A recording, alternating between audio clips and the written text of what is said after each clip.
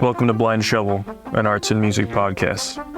Today I sit down with musician and entrepreneur Mike Mokotow Pelczynski. Enjoy. Mike Mokotow Pelczynski. Mike Mokotow Pelczynski.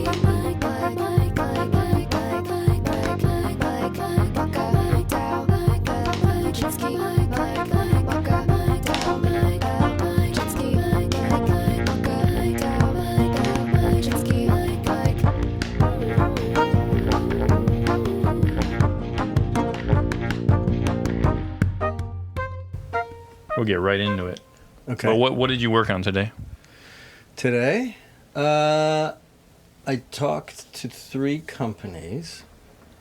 One of them is trying to be a digital platform for musicians, kind of like a streaming platform, but in a way that they give more access to artists and fans to be able to see each other, message each other, pay them differently. So someone's trying to be better and more ethical about that. And another company that I'm working with is essentially leading the charge on this whole voice AI likeness. So basically cloning voices or emulating or creating voice technology. So that's the other one. Leading the charge in trying to be better at emulating it or copywriting the voices that are being... To approach it in the way that, say, I mean, the founder is a musician, artist. Most of the other founders, including myself, are, in some way capacity creatives, artists, producers, musicians. Oh, so you're one of the founders? Yeah. And what's that called? It's called VoiceSwap.ai is the website, but it's Voice Swap. And the goal is? The goal is, essentially now that technology's out. It's out the box. It's out the box. It's over. So this is kind of one of those scenarios. Ben Jordan, who's a huge, he's an avid, I'd say, well, he's an artist, first and foremost, songwriter, has a big following on YouTube, and he's just very vocal about what works in music, what doesn't, reviews creator tools and things, and he's the one that brought me in.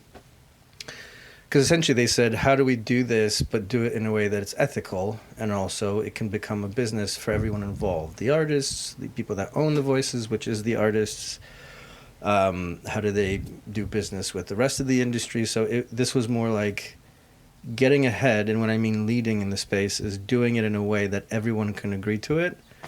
There was even meetings in Capitol Hill last week about this. That a friend even demoed our product to senators and the Recording Academy. So it's kind of... Give me an example of how it plays out. What it does? Yeah. Yeah, so there's... Oh, yeah. There's a... So in this instance, say... Do you know the artist? She's an independent artist, Imogen Heap. Yes, I didn't know it was pronounced that way, but yes, I do. Yeah, and so she for example, has because she's close friends with Ben Jordan, who I just mentioned. We're working with her, creating a voice model, amongst other things. And what ends up happening is that someone can create a voice model of your voice without your consent. So Right now, that's the wild west of it. So the technology's there.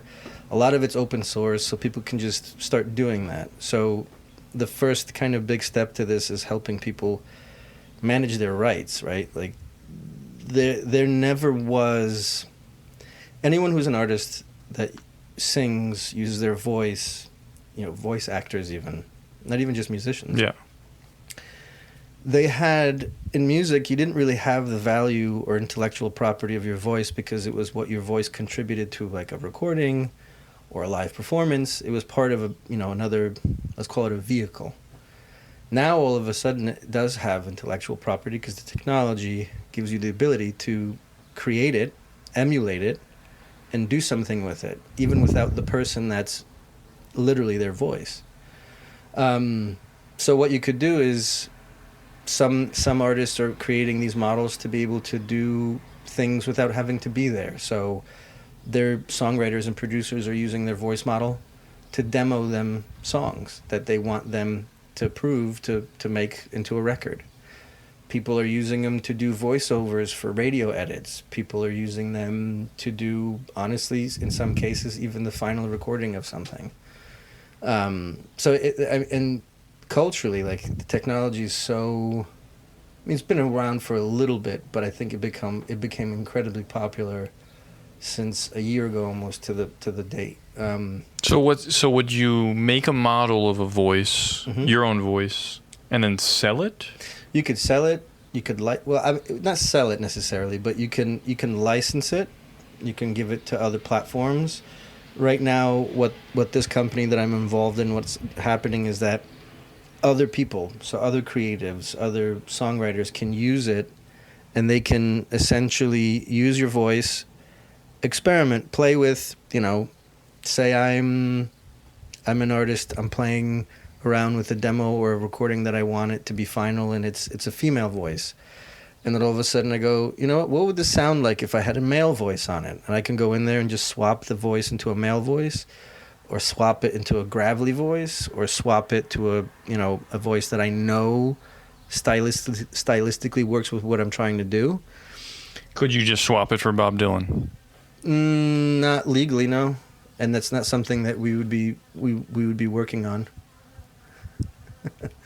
Unless Bob Dylan got involved and gave consent, and then we obviously built a... So you're working with artists to get ahead of piracy of their own voice. Yes, exactly. And do you think it's going to work? Yeah. Is it going to work in some sense because AI is going to be like this litigious scrubbing machine as well that just sues people for violating it?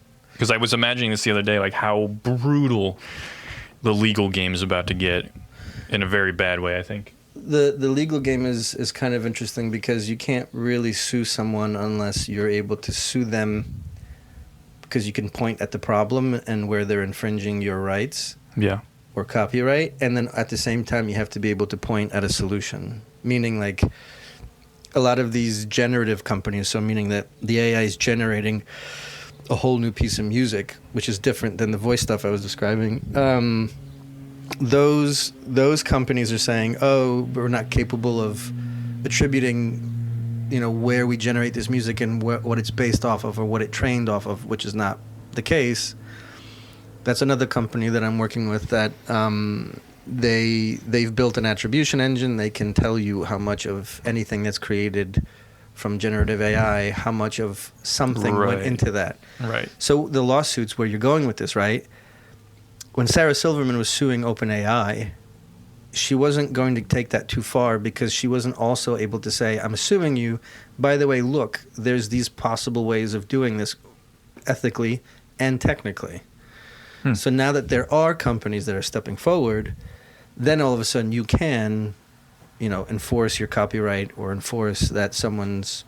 I didn't know you had... So you have to have a plausible solution, effectively. It's not something that's written on paper. It's just something that, just thinking of the way the operation of law... Sure. And so, yeah, like you need to be able to point to something for, a law body to understand, is there a practice that could help solve this? And if not, and it's so abstract like AI is right now with content and music and media, that people have a hard time, creating laws and policy around it. Yeah. It's odd to me. It's in some ways you're commodifying your very essence outside of... Before you commodify a recording, a static recording, now it's the essence of your being, the algorithm in some sense of your own person. So this is the thing that's interesting that we can go eventually talking to artistry, is now it's going so far that those elements of, say, you or me, in terms of just, let's focus on music, not other medium, but like all of a sudden there's that essence, right? Your voice or the type of music you create, right? The sound of it, or the way you play a certain instrument, or your chest sound or your timbre, your texture, or the chords you use to generally make most of your music they can become boilerplates. They can become blueprints that other people can easily pick up.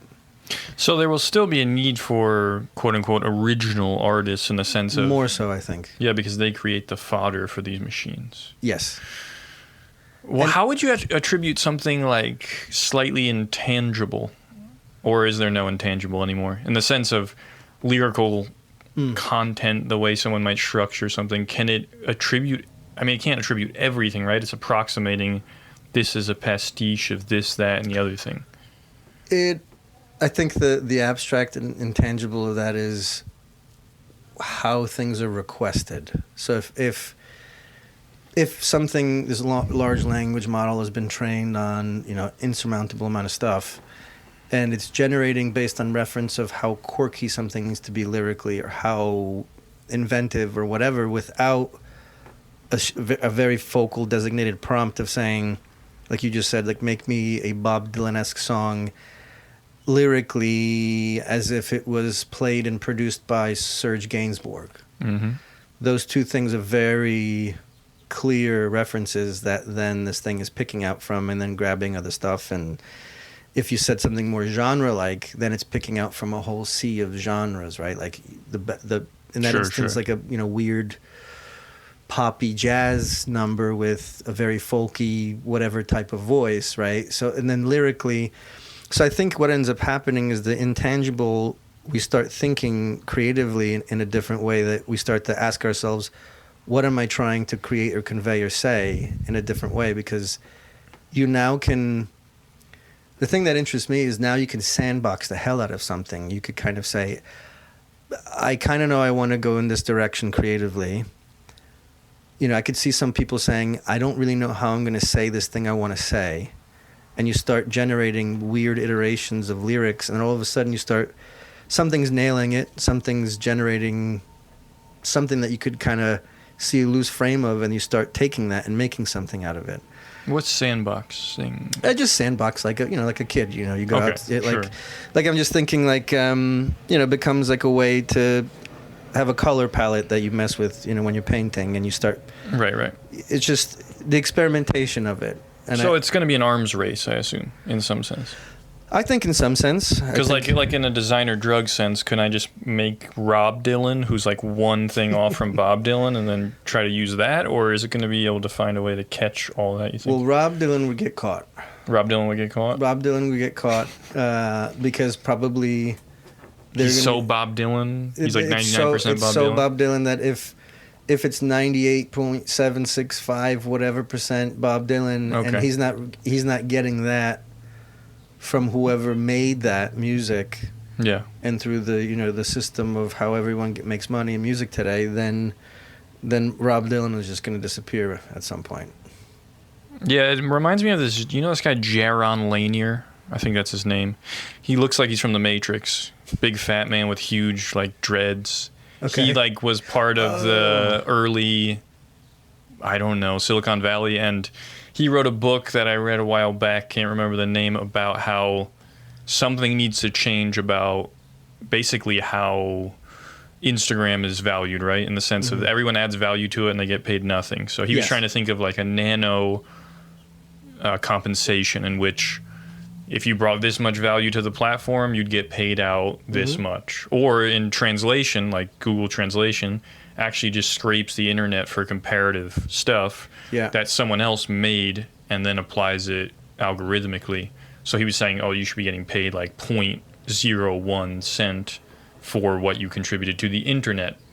Is that kind of similar? So on the two fronts, the voice AI side, so the voice likeness, going back to the whole thing of working with a bunch of people to lead by example, we're paying people, even as people experiment and make demos and do all this stuff on the tech, even before it doesn't hit streaming, it never goes to whatever, it doesn't matter, the artists are getting paid for every iterative use of that.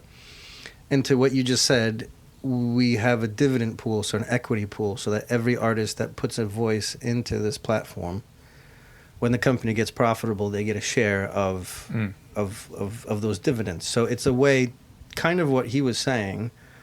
You're obviously getting paid directly for when people are using your voice and even when they're experimenting. And then this is another way for those that say, there's some people, some singers that say, I don't want a license fee, meaning like when someone says, ooh, I created something amazing with your voice, I do want to release this, monetize it, put it on streaming and put it on other uses. There's another gate there to get paid again for a license, and some of these singers want their voice to just get out in the world and people experiment. So they're, after that initial payment for every time it gets converted, they get actually a bigger dividend of that dividend pool because you're helping them, because they might get used a lot more, but they don't get a license fee. So, right. So to kind of what that guy was trying to do, you can do it, like company to company or industry to industry. The generative AI stuff is the kind of, that's the part where it becomes, every generated piece of content becomes what that guy described, because if it's been, it's been trained on hundreds and thousands and millions of pieces of music, there's going to be something that gets generated and that has potentially a small bit and piece of everything in it, or almost everything. So people will get finite, like very almost small shares of that. But if you think about it, then every time that transforms or someone's creating something from that, there's another small share of that. Right. So there is the potential of that being, if we think about it as human beings, it becomes relatively unwieldy, but there is a way to kind of protect that what you just said a couple of minutes ago, which is interesting, is we're talking about it right now. We're in, May 2024. In 5 years, this is going to become a different conversation of what happened since now and then.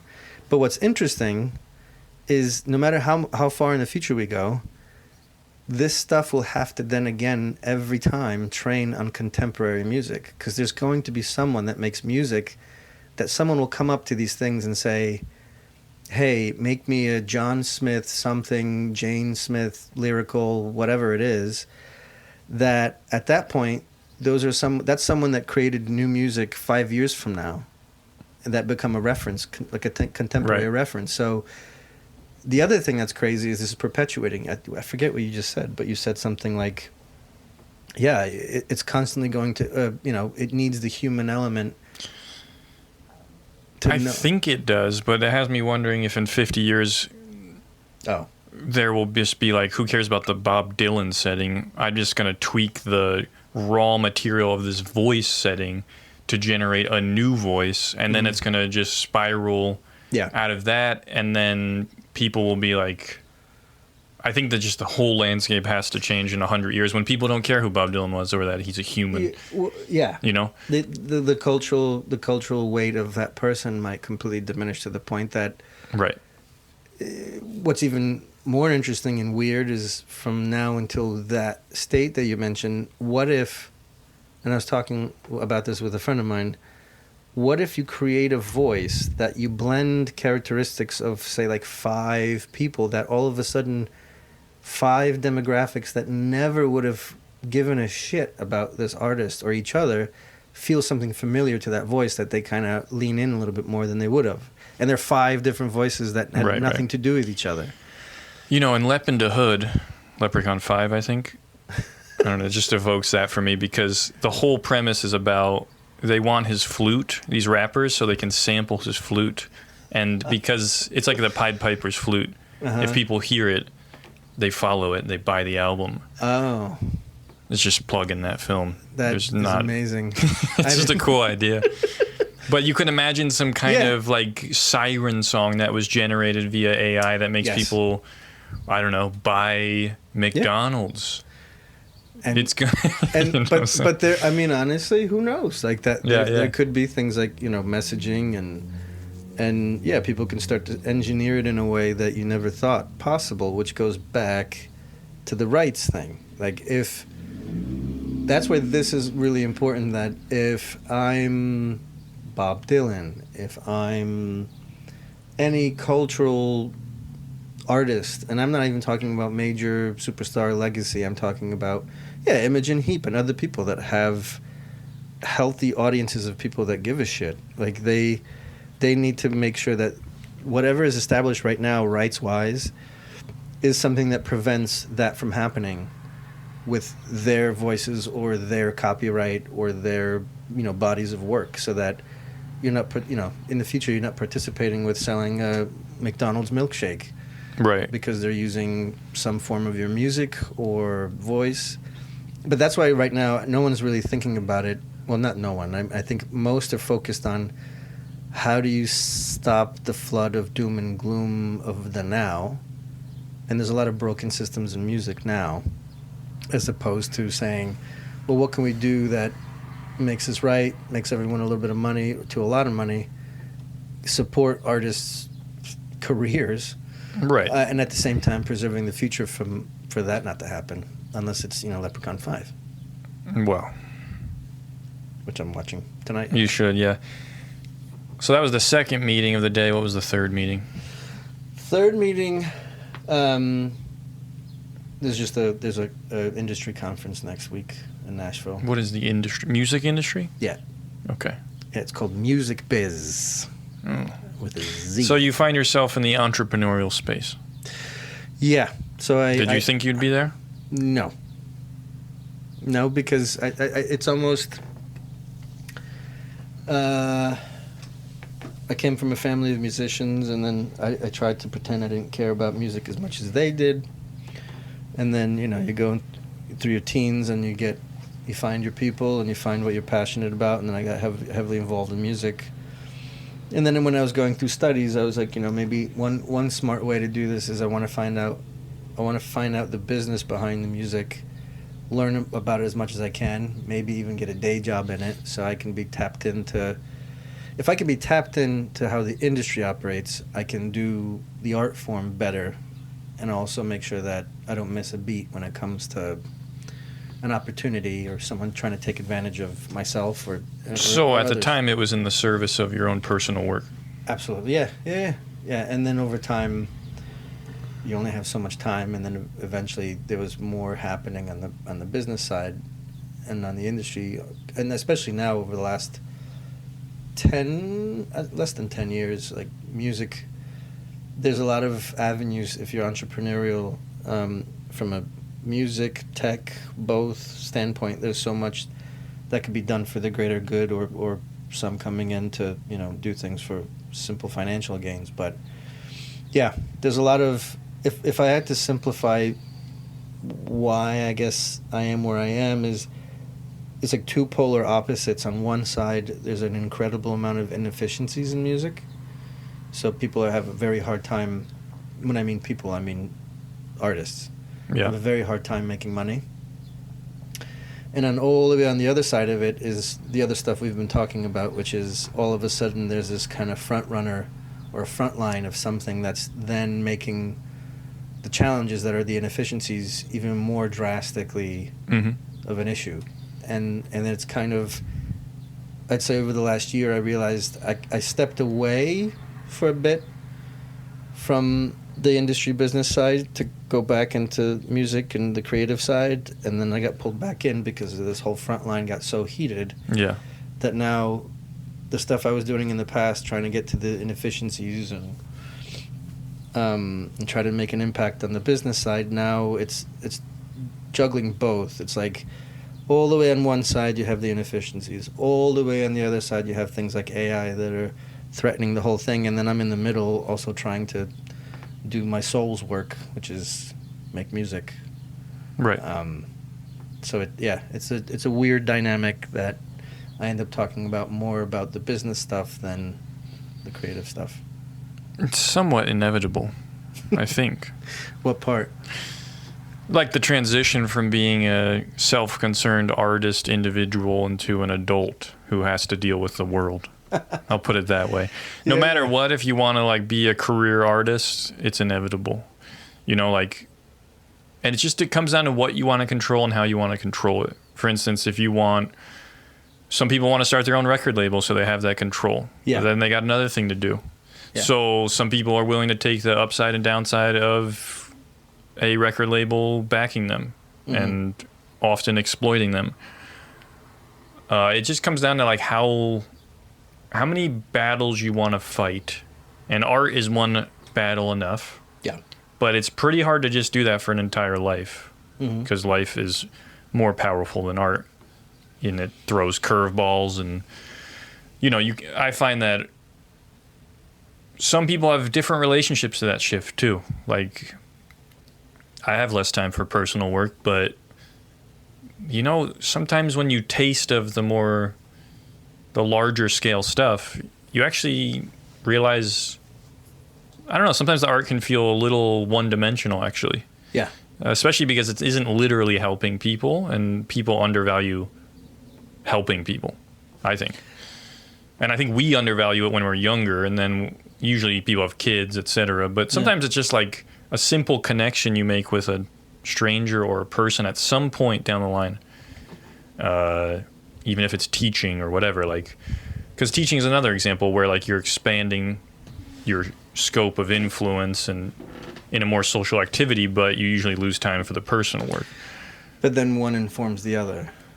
If you got that balance, but so that over a lifetime, yeah. But over a lifetime, yeah. And I think if you're lucky, that's the thing that hasn't. No, I think you're right, and I think that's the reason I haven't imploded, is because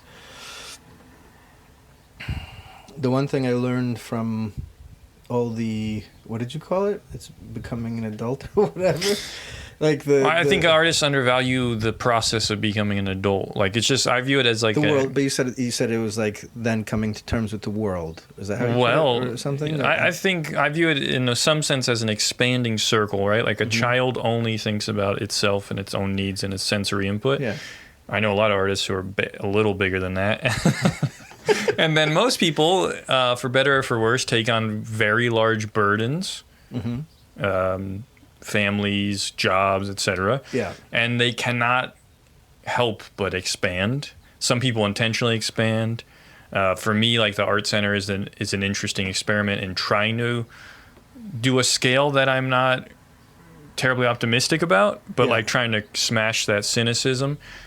And I think that's just a natural, like a ripple in water. Like, that is like, if you don't resist life, it's going to happen to you. Like, you're going to fall in love. And once you fall in love, you break the barrier of one and you become two. Yeah. It's like, it's this recursive thing. You make friends, you have children. Like, this is very organic and only in opposition to like the punk purity complex, which is like this kind of sellout, simplistic idea. Is it a problem?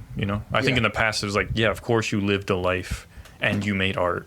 Only now do we have the tools, we think, the illusion of tools that separate us from life, where we think I'm just going to do 80 years of making comic books and I got this. Yeah. I'm going to wall off, Postmates, never leave my house, Amazon packages, I'll never encounter the world, and I can just make my art.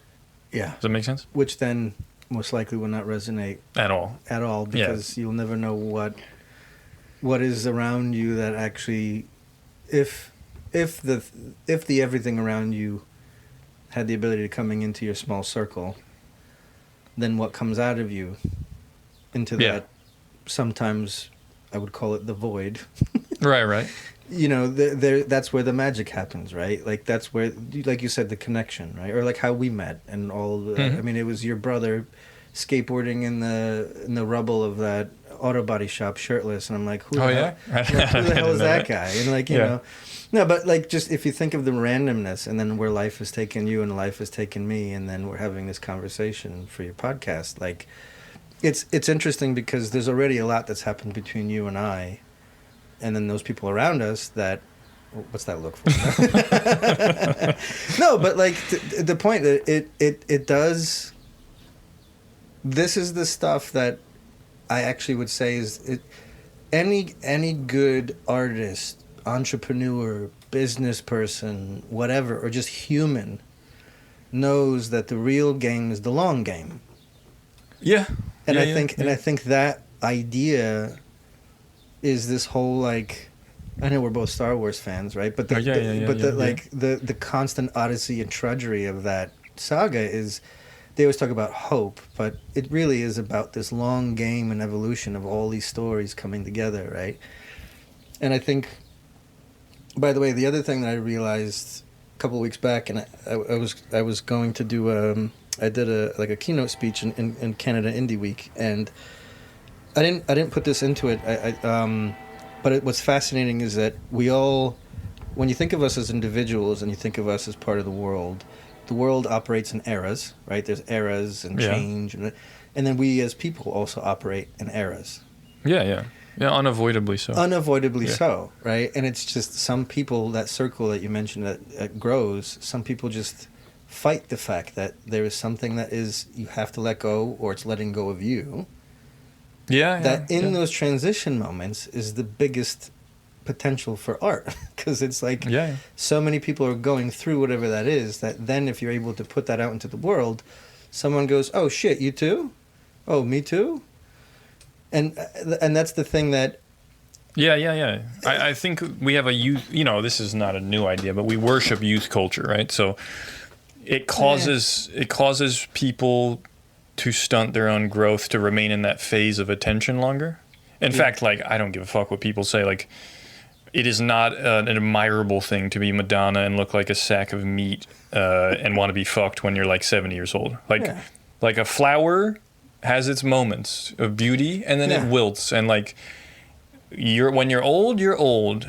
You know, it's like you don't need to be perpetually fighting against just the inevitable, but also just the beauty of each phase. Like, there is something really ignorant and short-sighted about, I don't know, and embarrassing. I always use the example of like showing up in skinny jeans, like a 50-year-old showing up in skinny jeans to a mosh pit. Like, I like mosh pits. I liked them when I was 20. Yeah. I hope I don't end up in that place. Maybe on the outside. Maybe you can be on the outside observing.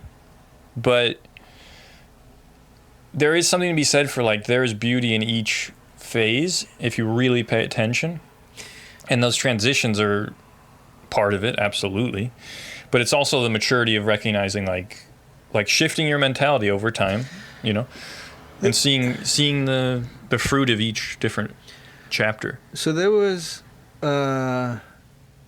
it's really interesting what you just said too, because it's almost, someone should naturally start to accept the fact that they're on the outside looking in, and usually, if you do it right, you never ask for it, but people start coming to you, and like you said, even if a mosh pit, you're on the outside looking in. And then someone finds out and meets you, like, oh, you used to go to these shows or used to be in this scene, however long ago. And people start picking your brain. And you become this unofficial, elder statesman of whatever that culture is. Like... Yeah, like for me, running the Jungeon, running a venue where these things happened,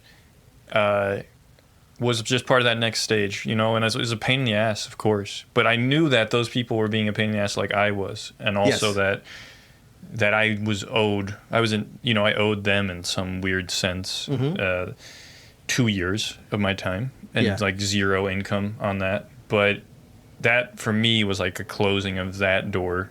I think for one show maybe I enjoyed the mosh pit, and then I realized there's something just not clicking. Yeah, and that's fine. It's not tragic. It's poetic, I suppose. But to plug the Williams Center again, also known as Willie C's, you had a show. I think it was Chris Fox. He put something together, and there was a bunch of bands, and there was also the kind of revival bands from Pennsylvania, the Old Lady and something else. Sweet Pete. Yeah, exactly, Sweet Pete. And they had a show there too around that time. And ever since the pandemic hit and I wasn't able to go to any shows, and then I went to go see some of my favorite bands, and I wasn't feeling it. I was at the shows, did the thing I usually did. I went with my best friend, and we had a couple of beers, and I'm there, and the music was great, and it just wasn't moving me. I wasn't feeling that the something. I don't know how to describe it, and I couldn't figure out if it was my awkwardness around people now because the pandemic and the weirdness and all that, and then whatever that show was, the revival thing, and then there was another thing with for the life of me I can't remember her name, but young lady who performed, and you could just see she put her all into the show, and then me standing on the outsides, on the sidelines, because this is not my scene, and I'm just there as a survey, I'm just excited that you guys have people there, and people walked to a show from around here. Some drove over, and then and I had this moment of just like a feeling. I got a little high because I was getting off everyone else's high. They're like closer into the whole stage and the scene of it. And I had that feeling where you get at a concert where it just elevates you. I don't know how to describe it. Like you feel something because everyone around you is feeling something. And I didn't feel that with, a Queens of the Stone Age concert that I went to after all that stuff. And I usually that would just, I would feel, and it just, something was off. And I think that realization that all of a sudden I can't get that quick fix to go see an artist or a band that I know I love their music, it's not enough. Something changed in me that I had to be closer to the purity of whatever it was that used to hit me, that I might not easily define it. And that makes it, as you age, it makes it even more challenging to find the meal, the thing, the moment in music or a moment of discovery that like hits you just right, that you go, shit, I'm so happy for this moment. And they become so rare that you start to realize I need to help other people that are still doing this, that are younger. Right, I was going to say, yeah. And that's a natural moment where, But is it more rare? I would argue it could become more frequent if you were only more, I'm not saying you, but open to like others experiencing it, and this is used in a derogatory sense sometimes, but vicariously, picking that up. But I actually think that's actually a good thing, and if done correctly, I know people use this example with their children all the time, that they relive their youth. Now, I used to think that was kind of a lie, but I can already tell I don't think it's a lie. Is it a lie? No and yes. It depends on the. I think, it's a different feeling, right? It's not direct input. I think anyone who's hyper self-aware, it's happening, and you could jest with yourself about what you're doing, and sometimes catch yourself. When people who are not hyper aware, I think they fall into those traps, and then they start realize they don't even realize why some people, their kids or others, are reacting or pushing back or doing what they're doing. I think it's like most things, if anything, like if you're hyper aware of that all of a sudden, you're pushing your kid to do a sport because you didn't get to where you wanted, or sure. or a creative or whatever it is, like you just, and then hopefully you have a partner that you could poke at each other about it and be like, shit, I'm doing that thing again.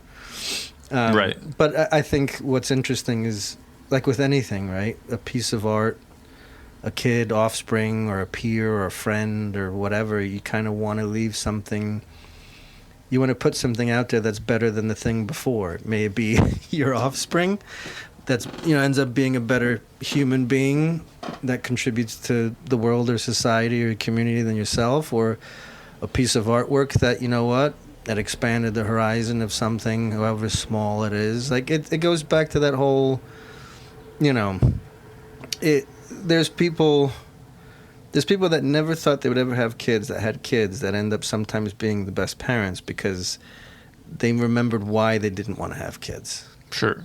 And then you experience that, right? You like when I was saying I fought my parents, I was being rebellious. I don't want to be in music. You both are in music, and you have this community of musicians around you. I love you guys, and I love these people. They're crazy, but I don't want anything to do with it. And then I can't fight it because there's just instinctually, I love music. Well, I also assume that with immigrants, they're much more closely knit. So I assume you had a sense of music as a more communal thing than someone might if they were like in a bedroom alone. Yes. It was, actually, that's a really great point, and it's something I miss. I'm sure. I'm sure. It was, I didn't even know growing up, like how, I didn't know why people were treating my parents the way they did until like I was much older. Like I didn't know about their like success in Poland and all this other stuff, which they kept like pretty, post-communist quiet about in our house. Like, you're saying treating them as in reverence. Yeah, like the like they had to accomplish something. Yeah, they accomplished something back in the motherland. All the people here got away from whatever the problems were, and these people decided to, stay in one place, create a community center at the Vistula place in Garfield where everyone congregated to have a good time every Saturday, and they were the house band. And to Your them, parents were? Yeah, my parents were. So my father was the band leader, and they were, you know, they found some success in Poland. Like one of the biggest all female groups called Filipinki. They like if quintessential. If you look up famous world all female groups, they were one of them. And my father, because my father was the founder of the band, he ended up moving the band to change its style to be their band, like their backing band, and then started like influencing what they write. So that was like a huge milestone moment for him that propelled them, and they went off to do their own thing. But it was still something that when they came here as immigrants, it was a way to get people together. It was a way to get people excited. And my parents were they also taught me what to be like, to not be an asshole, meaning like, you know, being humble and modest had a reward in that era, right? In that group and community. Like, Sure.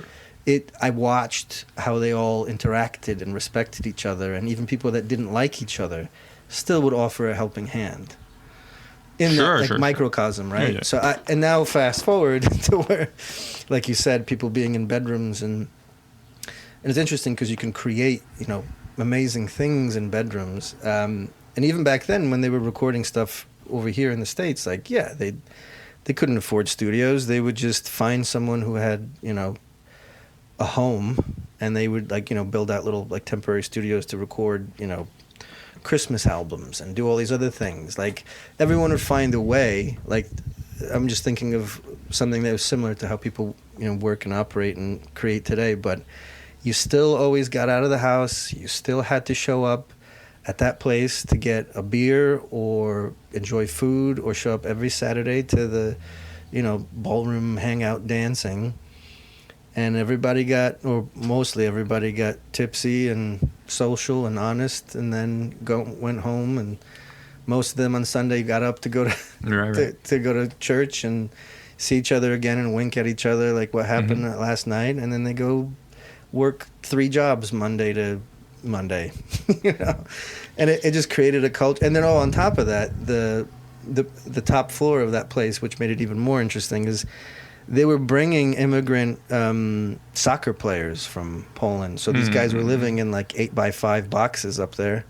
That's cool. That would come down from just one staircase down to the bar. So you just had this like, you know, veterans of music. You had these other people, you know, future, you know, soccer players that are trying to get into the American League system. And it was just this, that to me, I can't think of any place right now that has, I mean, there's a huge survival element to it, because they all had to do that because of many had language barriers or economic barriers and stuff. But it still was, it was fascinating that How do you rebel against that? Because I think it's funny. I always find it funny when people rebel against something that's cool.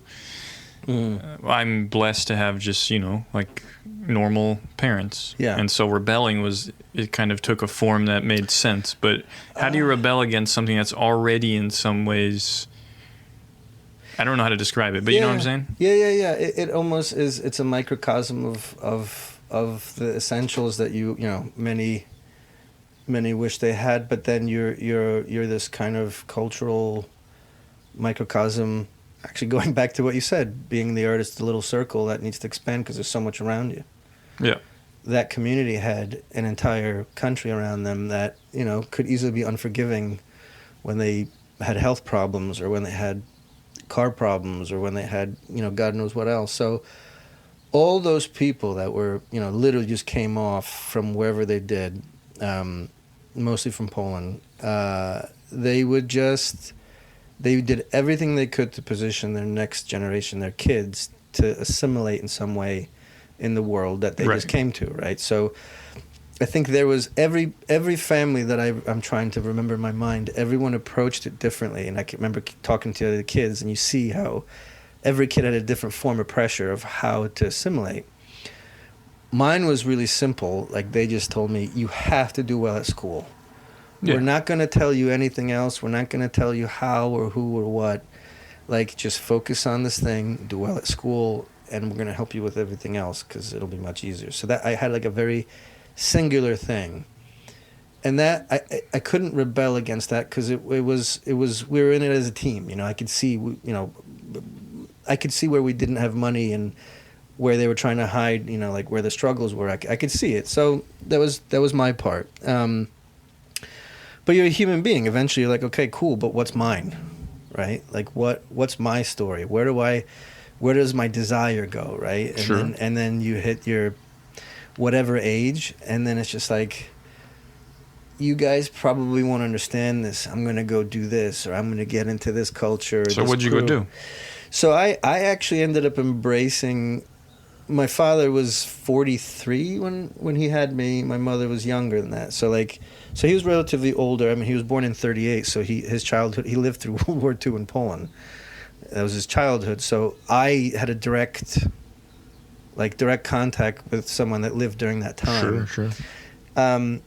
But yet he's a musician. Yet he was trained on jazz when jazz was not kosher in Poland. Like, you weren't allowed to study it, So it was interesting. He was very liberal or expressive on an artist side, but there was conservative moments you just kind of touched on because he was just that old. Yeah.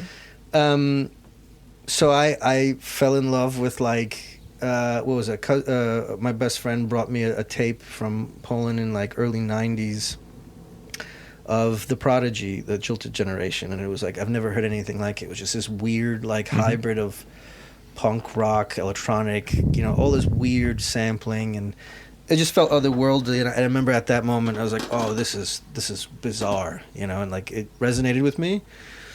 What did he think of Prodigy? I never heard it directly, but you could tell it was kind of like, what in the hell is this, Like this... Yeah, I think that's what's interesting. There's an assumption that artists are just vistas of openness, but the truth is, when you really care about your medium or genre, etc., you actually become more conservative in a lot of ways. And so it's really interesting that you say that, right? My father then started realizing how conservative he is, creatively, and then I realized how open-minded my mother was. And I don't know if it was because she was younger, but she also, just the way, she was an artist in general. She painted, she did a lot of other things. She's very artistic in that way about anything she tries to do. So that made sense to me because her way of thinking was more I get the ethos here.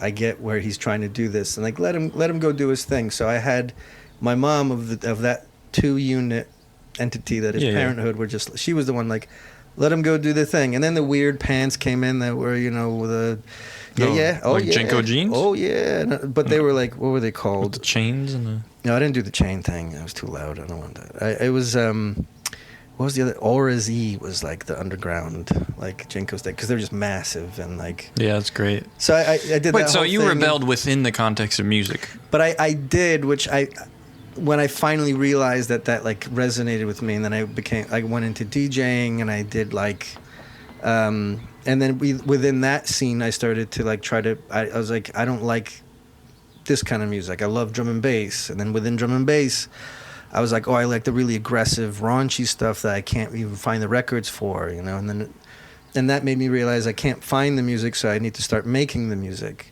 And then the plot twist is you just make traditional Polish music now. Exactly. No.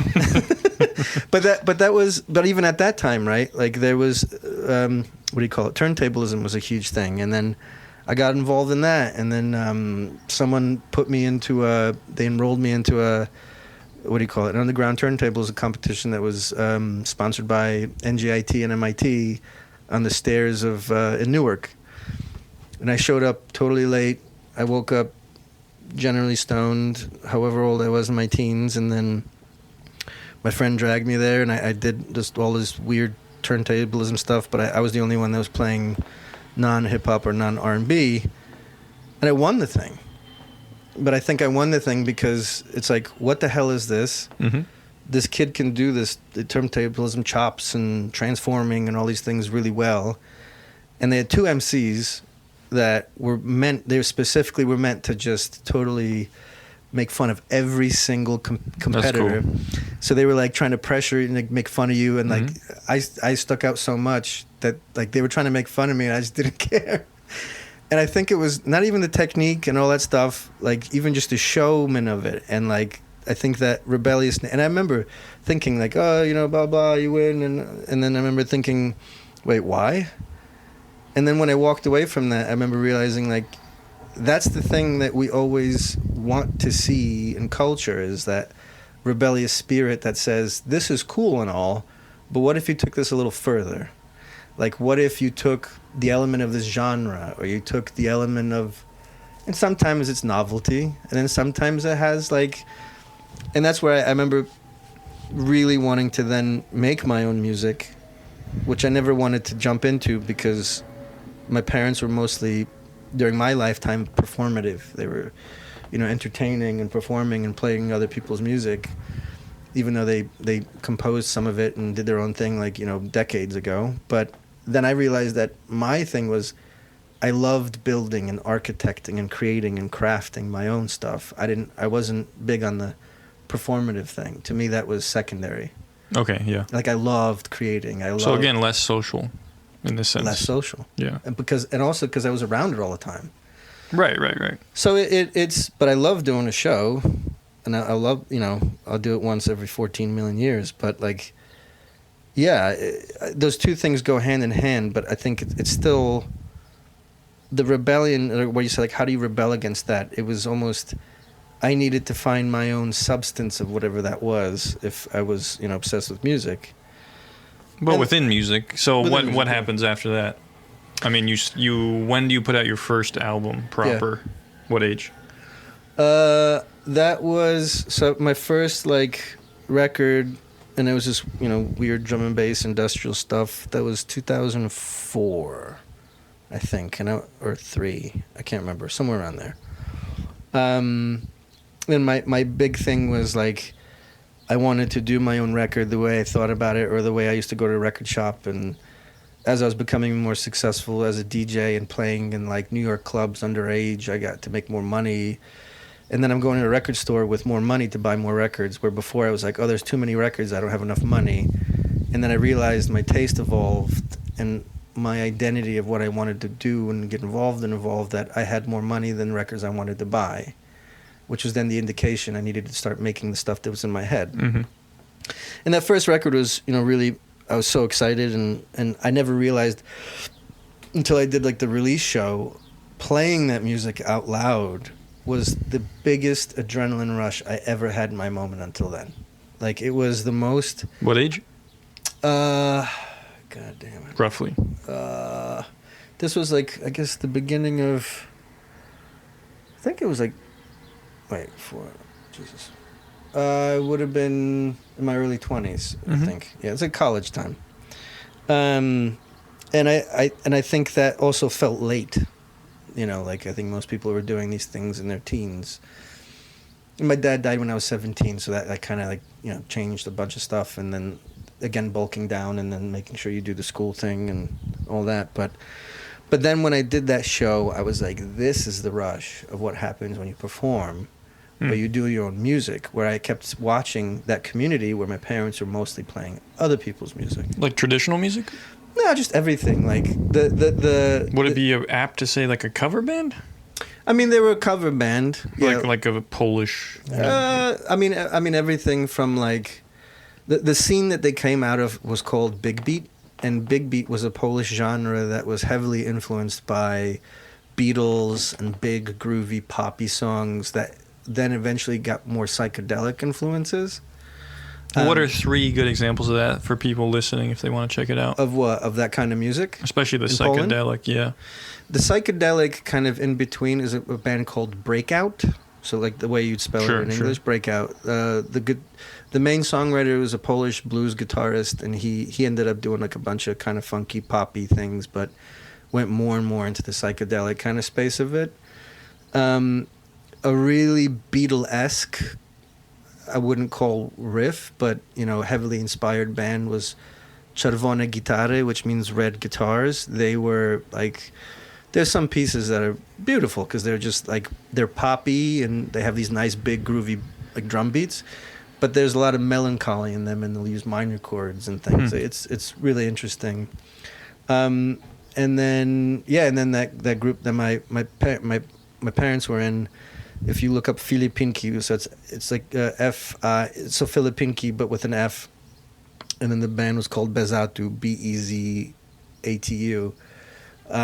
You'll find like their latter years were getting more into that Beatlesque, you know, ABBA, even influences of records that they're not supposed to be hearing because of the. That's interesting. Yeah.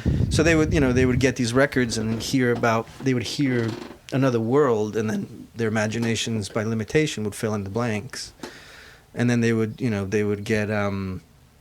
I think the other thing that was really interesting about the psychedelic kind of influences was touring musicians would smuggle in guitar pedals. So they would smuggle in guitar pedals that are like fuzz guitar pedals and things, and then that inspired people to be like, oh, well, what would happen if we use this, you know? Okay, yeah, so you can keep... that was just a tangent, but I'm just curious of examples. So what kind of music were you playing live? How would you define that? So that was electronic music. That was stuff that I made, wrote, and produced myself, and then playing it's mostly playback. Like, it was just a few things I would have to trigger and do live. So that was just hearing in a massively loud sound system in New York, you know, in the city, that I got a high off of. But then fast forward a couple of years, probably one of the biggest like artists in that scene that was really inspiring to me was this German producer called Panacea. And I met him. I don't even remember how I met him here when he was here in New York. And I showed him a demo of. Oh no! I showed him one of the like main songs from the record, and he really liked it. And he's like, "Can I do a remix?" And I was like, "Absolutely!" Like that was I think the first time when the moment where you run around wherever you live in the apartment, you run around in excitement, and I was like, "Okay, cool." So the artist that inspired me to get into this space is going to remix a song, and I gathered as much money as I could, and I pressed a vinyl with that remix, and then another friend's remix. And I told him, hey, next time you're here in New York, let's do a show together. And we did this whole like thing with like 4 turntables, and we finished this gig. And I quickly in that moment just went, shit, man, I'm done. Cool, I did it. Like, I don't want to do this music anymore. And it was like probably the easiest transition so far of all the weird transitions a person has. Why do you think that was so... Because it was reactive? Was it a reactive moment? It was... Do you know what I mean? Like, was it less of a genuine embrace of the aesthetic and the form of the music? Was it more of a reaction to what you were raised with? And then once you cleared that, you were like, all right, on to the next type of music. I realized that the people that I was at these events and the people that you're playing to and with and all that stuff, and you kind of start to realize... I felt like I was growing out. I was growing out of that whole community. Like, yeah, that's a big aspect of things. I wasn't really, honestly, like it felt like I was. Oh, I realized I was in high school, and I need to just get out of here and graduate, and then go somewhere else to do something different that really enticed me in a way that I knew at that point I needed to leave and start to write music that I can actually say something or sing something. Like it was a nice cherry on top, and that guy is, Was your mother alive to see that? Yeah. My father, because my mom's still alive. My father. Oh, okay. No, your father had died at 17. No. My mom was alive to that, yeah, but my father, no. Yeah. Does she like it? So I think she was holding her opinions for a long time, and then I ended up starting. I did the band thing where I made music with a band, and I wrote most of the music. So like rock. Yeah. So then that went into this kind of like rock, stoner rock, psychedelic, experimental blues thing, and that's where I kind of went. But it took a long time to write that music because it was just a huge transition from the way I was doing other stuff. And by the time I did that, like the band, I mean, it was me and one other guy doing all the music, John Cosenza, and like by then, when it unraveled, and then I finished that record, I had friends that then became the live band, and then we went out and played it. And again, I had that rush of like, wow, this is new to me because I've never sung publicly stuff that was mine with a big back, with a backing band, and that gave me another rush. And I was like, I like this. Like, I want to keep writing in this vein, but it wasn't there. I'm evolving of what kind of music, and then the music ended up kind of tempering and getting more complex in different ways, but while at the same time becoming more simple. And then I went on my own, and then now, fast forward to now, where I work with, almost operate more in like a Sith kind of capacity, where it's just like, rule of two. And I feel like I work best with the rule of two, where there's a producer, musician guy outside of, I think the studio's in Greenpoint. His name is Jeff Berner. He's done a lot of stuff. He's also just a great human being. And with him, I trust him. I brought him what I would call was my death record. So after my son was born, as my son was about to be born, I was like, okay, with whatever weird father-son issues I had with my dad dying while I was in my teens, I kind of was coming to this weird feeling of like, what can I do creatively that would give me feeling of purpose and satisfaction and whatever and stuff I don't know yet, that when my son's born, I feel like I did another kind of documentation imprint of who I am, and then boom, there it is. And if something happened to me, at least there's some part of me there that this kid can experience or listen to or read. And at what age? This was mid-30s, actually. Yeah. And you were working at SoundCloud at that point? No, this was before. So I was working at Warner at the major, and this was toward almost the end of me working there. So I'm kind of curious about, if those are two parallel lines. Yeah. How are you making money during each phase, and then how you end up at SoundCloud? But also it seems, I talk a lot about it on the podcast, that entrepreneurs and artists are very closely linked.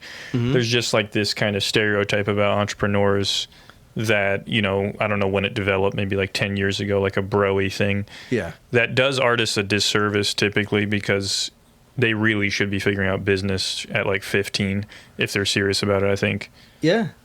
Honestly, it's one of those things that help you, and it helps frame that long game, right? Of, do I want to keep doing this for a long game? And if I do, what does it look like? And it's less imagination. It's more of knowing how shitty the industry that you work in is, and how disorganized, and knowing like this to level set your expectations. Like for me, to your question right now, right? Like I got out of school, I got out of college, and during those college years is when I recorded that first record on my friend's computer. And then I finished the record, actually, I realize now, on an ex-girlfriend's computer towards the end of my time at school, because I didn't have money to get a computer, so I was just doing all this during the Napster era, because that's when we're able to download all the stuff. So it was a weird thing. Napster happened, and then it also, instead of me diving into all this world's music, I was still in my own world.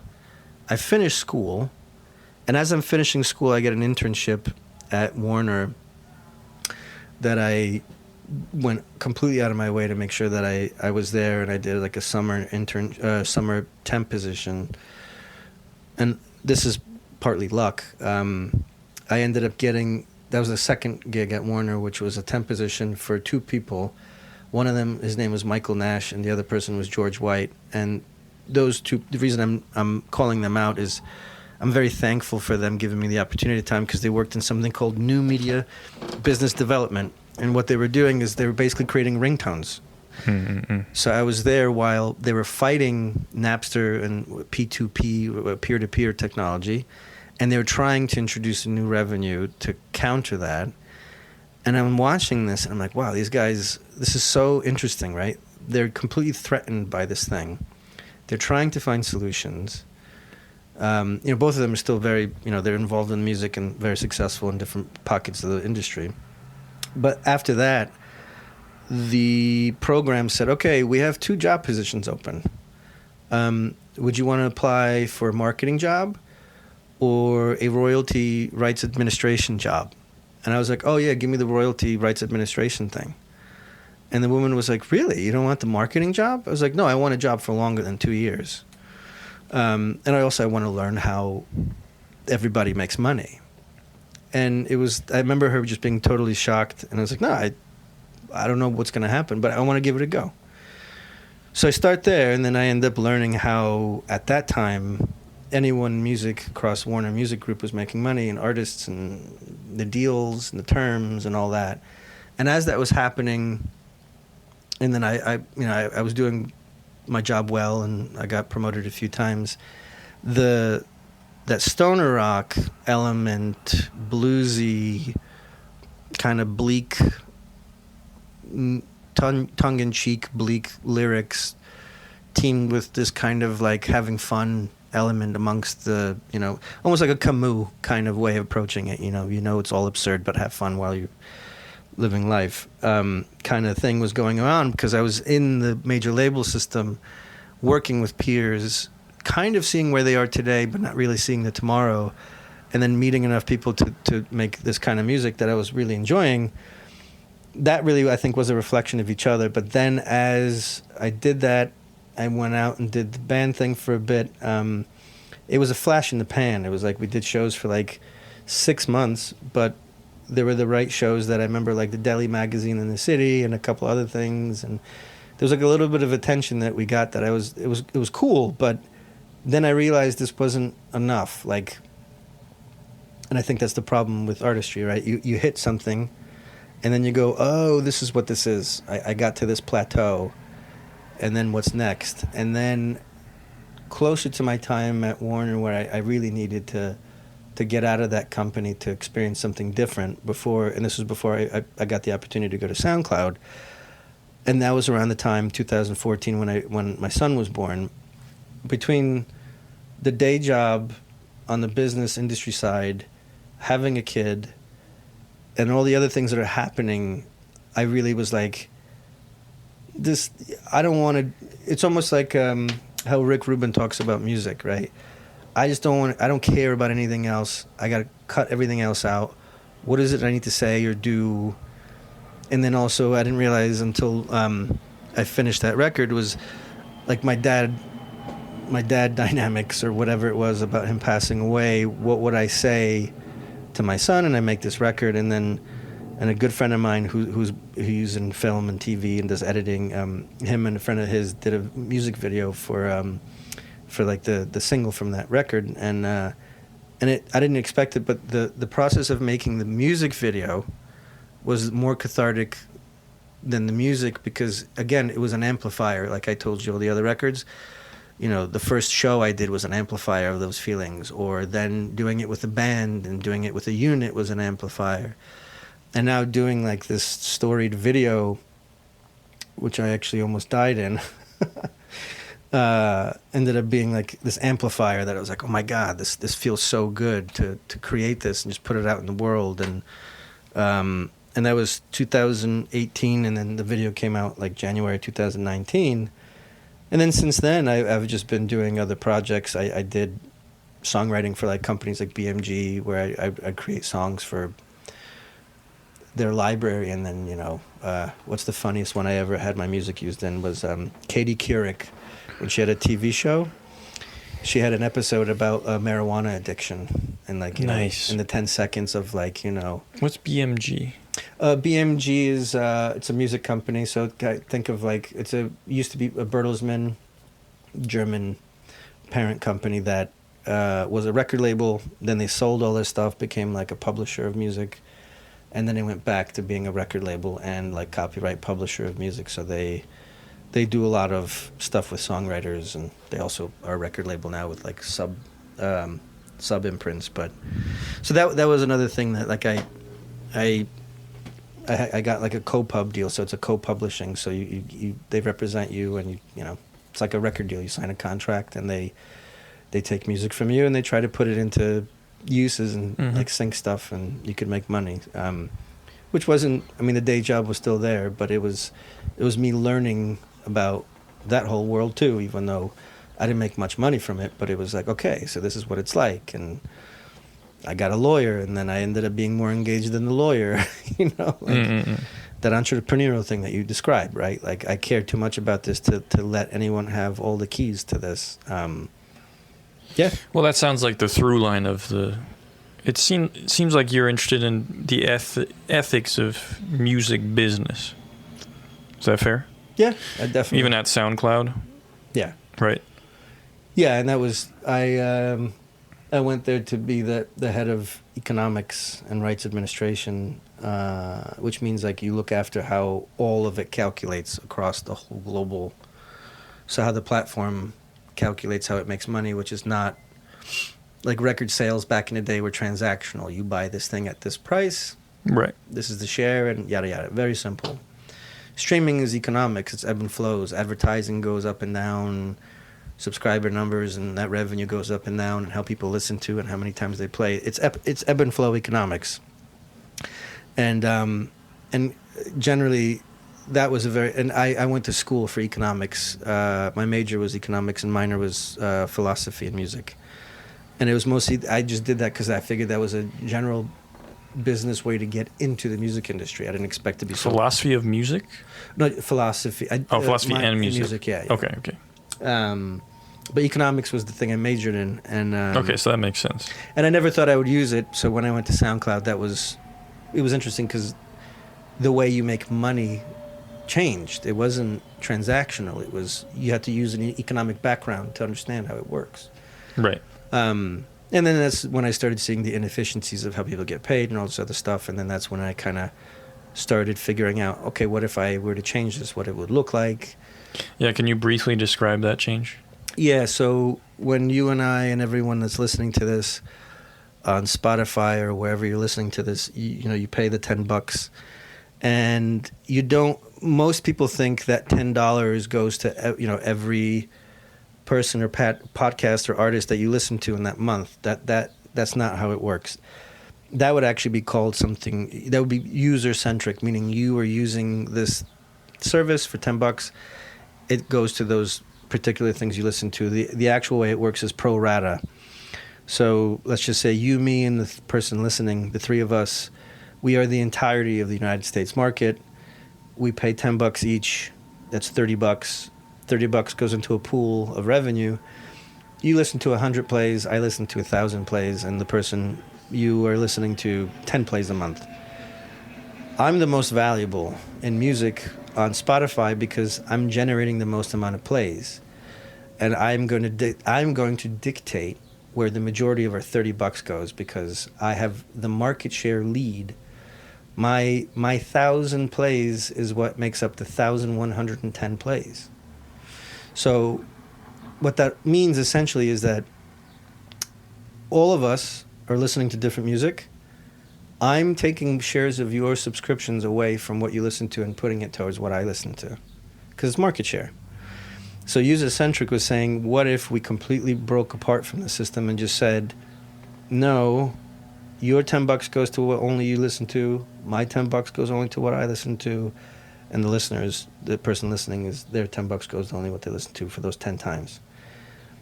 This struck a lot of debate because people were like, we're making more money than we ever did since piracy, since the Napster era. Why change it? And why change it? We started debating about it before COVID. COVID hit, and then everyone went, holy shit. When you take away all of my live performance money, this is what streaming I make? And then everyone was forced to see what that it looked like. And by then, I was already architecting this model and making it a product at SoundCloud.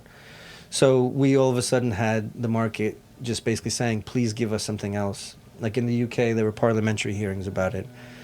I became friendly with Tom Gray, who's the guitarist of the band Gomez, who was one of the big champions of getting Parliament to debate this and make policy. So like, I even got involved, through him and those dealings and really trying to get platforms to change how they pay. And it does matter because if the irony of this is what we talked about AI. Yeah. If I only listen to stoner rock, a couple of jazz artists, and I don't know, whatever else. I'm just like, these are my worlds musically now. And then you and thousands of other people listen to generative AI bullshit. under user-centric, my $10 is preserved, and no one influences or impacts my $10. They go directly to those stoner rock bands and Yeah. a couple of jazz artists and whatever. In pro rata, the way like a lot of the platforms still operate under, it means that generative AI, if wholly takes on like huge amounts of hundreds of thousands and millions of plays, yeah, it'll steal that money. Maybe steal is an exaggerated word, but it'll siphon that money. See, there's an alarm about this It's conversation. alarming. It's alarming. So it really was. So that was put into practice at SoundCloud, right? Yeah, so I architected it with a really small team. We launched it, and then I was able to license it with. Here we go. Someone really doesn't want us to talk We about were this. talking about how ineffective these alarms are in general. Yeah, like, Nobody pays attention. no. It could be a guy driving away with it right now. I'm looking out the window, and those people that are walking are not even turning around to look at No. the car. I mean, it could be on fire, and no one really cared. Also, do you really know what your car sounds like? No. Actually, is that my car? It should have ringtones. No, it's not my car. Can you apply ringtones to car alarms? Hopefully, by now. That'd be nice to hear whatever. I mean, La Cucaracha is like the furthest car horn technology got. yeah. But yeah, to your question, I knew that I only need, because there's 3 major labels. There's a 4th one that's a conglomerate of independent labels called Merlin. So I really call them 4 major labels. I knew by calculation I only needed 2 out of the 4 majors to adopt this. And there was a huge amount of artists that, let's call them entrepreneurial artists. They own their own rights, meaning that the recording and publishing, everything was their own. So there was about 160,000 artists that were able to, directly license with SoundCloud. So SoundCloud's paying them, not paying anyone in between. Yeah. They were the first ones to launch this with. And I'm not going to go into it, but I came up with a hybrid model to, like, someone can stay on the old thing while others move on to the new thing. So between the 160,000 artists that had owned their own rights, Merlin and Warner Music Group, I was able to make more than half of global content on SoundCloud what we deemed fan-powered or user-centric. So then that created what I was hoping ended up happening was the bigger challenge was really making an impact on the industry to make the big players say, oh shit, what do we need to do? How are we going to pay? There's government policy and hearings happening about this. So then it created a very big political kind of ecosystem discussion and debate where now, I don't know if you heard about this, Spotify cut out, if you have less than 1,000 plays, you actually don't get paid for those plays. So they cut out, that's a recent thing that happened at the end of the last year that went into play just this last couple of months. Apple changed how they pay. They actually are rewarding anyone who's mastered their content in Dolby Atmos. Deezer changed how they play. They've been trying to do user-centric even before I did it at SoundCloud, but they weren't able to do it. And they changed, like they boosted plays that if you search an artist and you play that artist profile because you looked at you searched them out, they like double those plays. So what it ended up doing is like it inspired the industry to react, but most of the players did it in my opinion the wrong way. But that was my bigger kind of, the artist in me wanted to make a change that it made everyone else make a move that then showed the cards, right? Yep. Apple said I value my product. Spotify said I don't really value this super low playing DIY content. Deezer is saying I reward active listening versus passive listening. Right. So it was one of those moments to be able to I was at the right place, the right time, with the right talent to work on something like that and not be looked at as completely crazy. But now that's over. That's over. And so now you have your own company. Yeah. Which is called Forms and Shapes. And does it have any relationship to that SoundCloud change or its own thing? It's more just like management. Yeah, so I it's basically an advisory agency. So I started my own agency. So like for instance, I'm sure tons of musicians listen to this, thousands, tens of thousands. Who should be reaching out to you? I mean, I do advise artists I work with startups, so most artists are, either working on either rollouts or they're working with other people to try to be part of like music startups. At different scales or Different scales, yeah. I mean, even like people just trying to figure out if their idea is even positioned the right way, or it needs to change, or there needs to be a business model that's more defined or pivoted, or things like that. Like I've worked with companies like that, with institutions, more established companies. So it's basically, I'm approaching this from a standpoint of, and the motto comes as forms take shape and era awaits. That's the forms and shapes thing. And ironically, we were talking about eras. It's like I know that I'll lose grasp with music and what's happening if I detach myself from what people are building, even the craziest of ideas, like even musically or technologically. So this is my way to be in touch with everyone and vice versa, to be able to be helpful. Some instances I'm doing like pro bono work, for like in the UK, like I'm working with the Ivors Academy of Policy Group, so they help shape policy with Parliament. So that's like something I'm able to do. So yeah, I try to be as many places as I possibly can, but the agency ultimately works mostly with music startups. What is that, a band? What? What's a music startup? Music startup is a company that basically is trying to create technology for the music industry or infrastructure for music creators, but they're just starting up the idea and the platform, and they need most times they need money, funding. Right. Most of the time they need to like refine their idea for like a market fit, or know how to position it to play with, to figure out where the commercial deals are with industry players, maybe majors, indies, publishers, whatever. It's an incredibly complicated industry, to the point that it's unnecessarily complicated, and the business side of it, the stakeholders are very conservative. So I think the SoundCloud thing put a lot of attention on that project, and by doing so on myself and a few others, that we went out there and challenged the status quo while launching something that most said were impossible, that then created this huge change in how everyone is making decisions on the business. So it was just a really great opportunity for me to step away from that and say, actually, quite honestly, say what I want to say. And then be able to go out publicly and help wherever I can. And even speak at conferences and panels and work with bigger artists, smaller artists, all the while slowly chipping away at my own stuff. And this is your first business of your own, technically? It's technically my first business of my own, which, if anything, thinking back to my father, he probably would have been the most proud of this. Sure, of course. Just because it was one of those things, like to bring this out from the world of music, and to be able to help people on the business side, but at the same time still be very in touch and involved on the music side. Like, I couldn't ask for a better outcome. I mean, who knows what happens? Things can easily implode or explode or whatever, but those 3 phone calls you asked me about today, like, those are very exciting, and doing it with people that, the irony of it all is that this particular business is slowly pivoting in a way that the decision makers actually have to participate or consider what some of the biggest artists want or need. And that's changed significantly in the last 3 years.